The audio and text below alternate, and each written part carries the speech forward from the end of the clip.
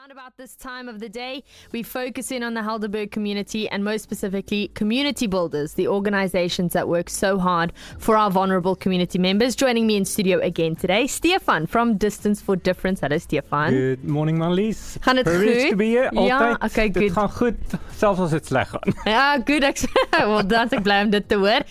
Laas toe ons bietjie gesels het, was daar 'n hike op die kaarte, so sê vir ons bietjie daarvan. Ja, pas afgelope naweek het ons Tafelberg gaan uitklim, so 800 meter op en af. Ongelooflik. Weer was perfek. 60 mense het ons gejoin op die 30 op die Tafelberg hike. Die Sondag is ons Kogelberg natuurreservaat langs die Palmietrivier af. Indescribable beauty of creation, meeting new people, introducing people to the work that we do. It was super successful. Thank you. Good. I'm very, very glad to hear it. And you're so right. I think we have the blinders on to how beautiful our province and our region is. To get out on the mountains and actually take in the vistas, it's such an important thing to do. Know, we're so rushed in life, you know, and I even said to the one person on the hike itself, often when you're on a hike, you look down to your feet and you know where to step next. Yeah. But you need to go and stand still during a hike like that every now and again and just look up and do a 360 and appreciate where you are. And I think it's a metaphor for life. We're looking at our screens the entire day, and sometimes it's needed just to stand up, go outside, look around you and think around what is happening in your life and what are those things that you can be thankful for despite all the negativity in the world currently. There's still lots of good.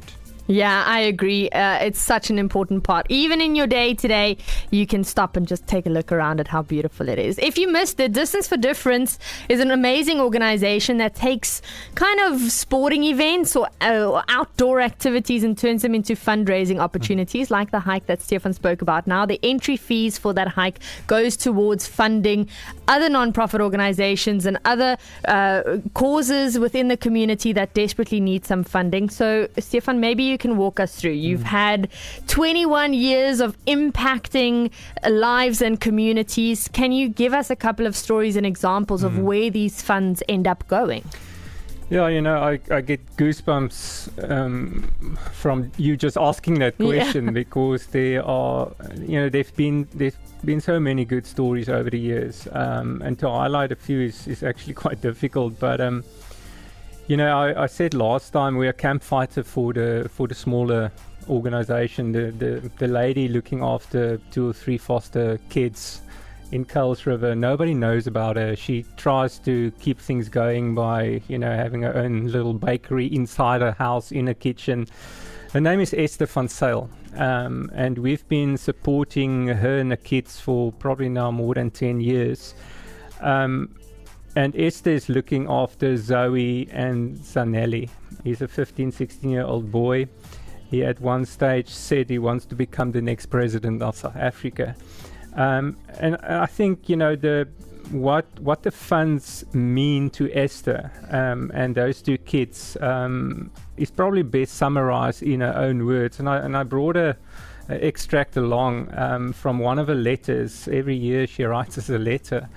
And she said the following in one of those letters a few years ago. She says, D4D's generosity has been instrumental in helping us navigating challenging times.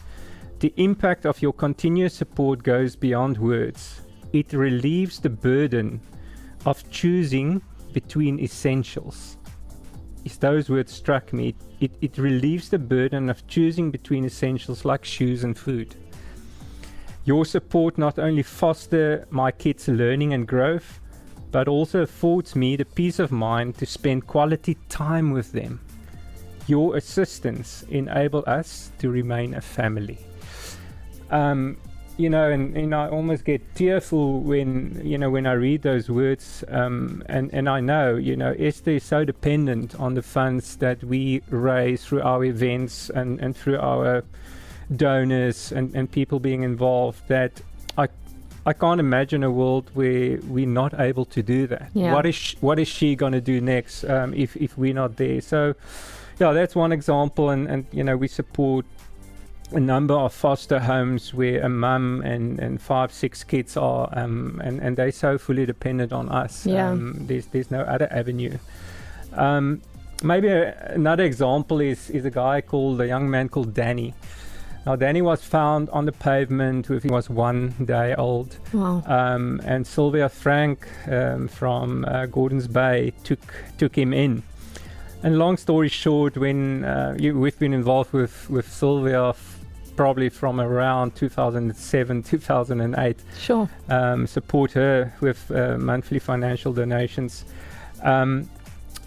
In the end, we made it possible for him to attend Paul Roos Gymnasium. He got a proper education. And long story short, today he's his own young man. He works, he's got his own car, and he's now got his own baby on his way. Oh. So Danny is living a life which probably wouldn't have been possible without, again, our donors, the people that come and take part in our events. And that's been a beautiful story. And then probably a recent highlight is a young man called Gino Capito, who everybody in Solaris Pass listening this morning will definitely know. But Gino was in a dysfunctional school in the Helderberg area, and he had this great desire to play rugby. But in that school, he wouldn't have been seen. So again, through some of our own negotiations and going to the headmaster of Strand High, we made it possible for him to get an education there for the last 4 years of his high school career, where he was seen, where he was excelling in rugby, in athletics.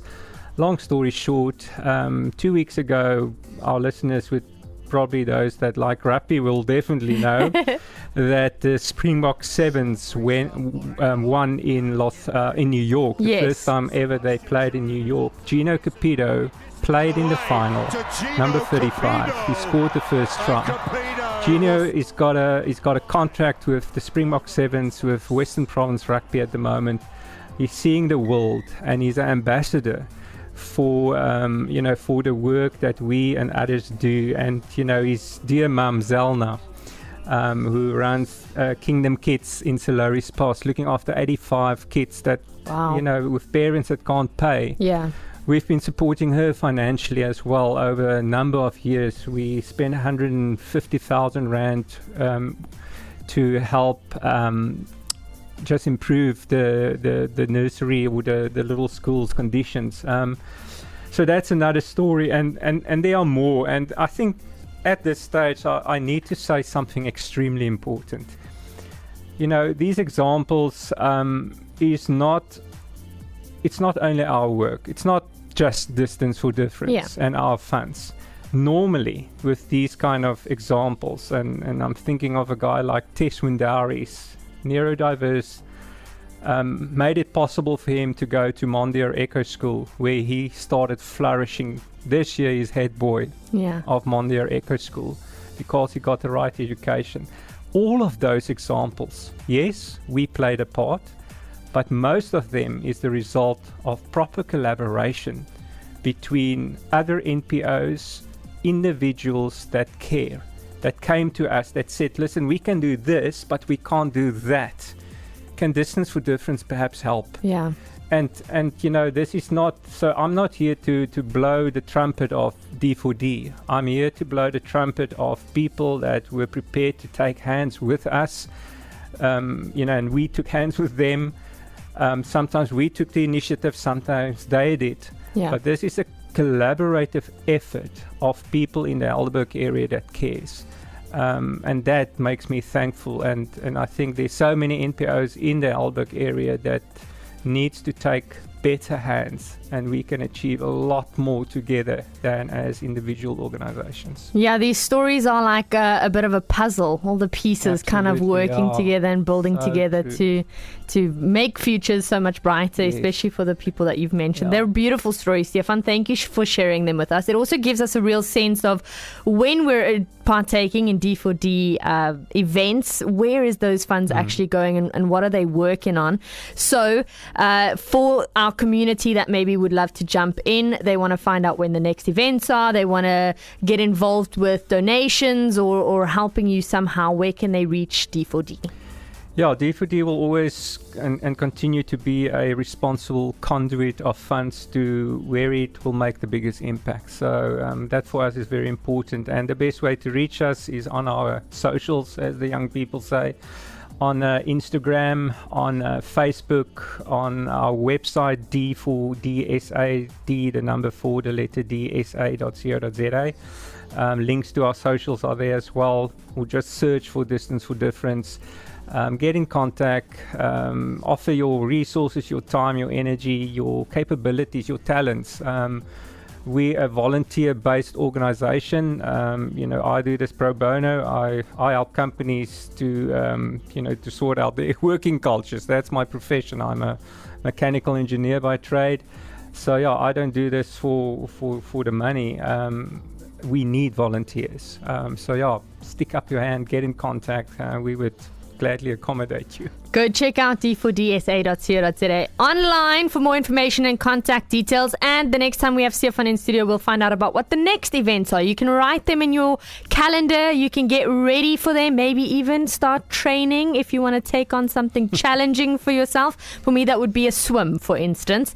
All of these options are available, and we're going to talk about them next time we have Stéphan in studio. But I think we've really got a good sense of the work that D4D does in our community now. So Stéphan, thank you so much for your time. Thank you, Marilize, again, and thank you for giving the NPOs such an important platform, and for the work that you as a community radio station do. It's crucial and it's critical, and we're thankful. Absolutely. We're so grateful to the organizations that come on and share their story with us.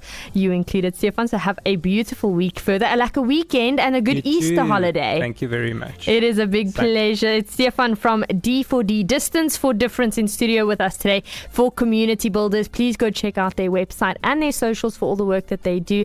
And remember, if you have the means to help out and donate, please get in touch and dive into the giving spirit within the Helderberg community.